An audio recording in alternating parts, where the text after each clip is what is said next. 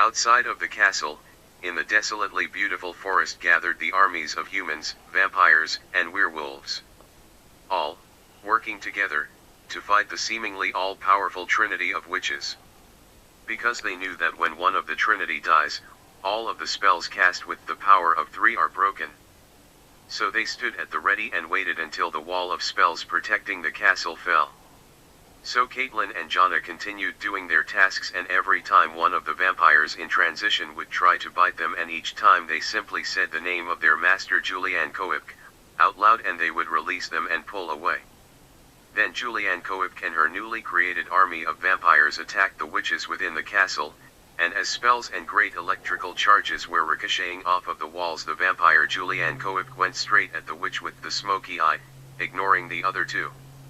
But the numbers were against her. Too many witches stood in her way, so she momentarily retreated as the Trinity, now truly worried that an old blood vampire had gained entry into the castle, summoned all of their sisters to the great dining room to make their last stand. To defend the Trinity. Johanna wanted Caitlin to hide with her under the great table, where it was safe, but Caitlin grabbed a carving knife and ran to the cells where she freed Bob. And then she said, "Quickly, we have to free the others," so they ran down the hall, opening the cell doors and freeing the prisoners. But then the vampires began feeding upon the newly freed slaves and forgot about battling the army of witches that lived in the castle. So the horde of witches that were defending the Trinity took advantage of this distraction and soon had the upper hand against the vampires. "The three cannot fall," the witches' horde screamed as they cut and slashed their way through the vampires. So it was all a bloody mess, and just as it appeared that the tide of battle had turned in the witches' favor, they did not notice a small creature scurry into the room behind the Trinity. So when the vampire Julianne Coipk appeared behind them and grabbing one of the witches by the head snapped its neck. The other two surviving witches of the Trinity reacted too slowly as they saw their sister fall. And then watched as the spells protecting the castle fell, and the armies of their enemies attacked. And seeing this, their sister dead and the spells cast by the power of three, falling.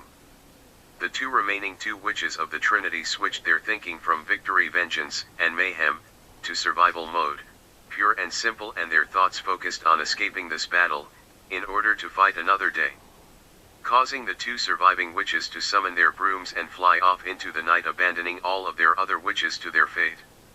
And the victorious armies of humans, vampires, monsters, and werewolves took the castle and began searching for the still beating hearts of captured monster, vampires, and werewolves.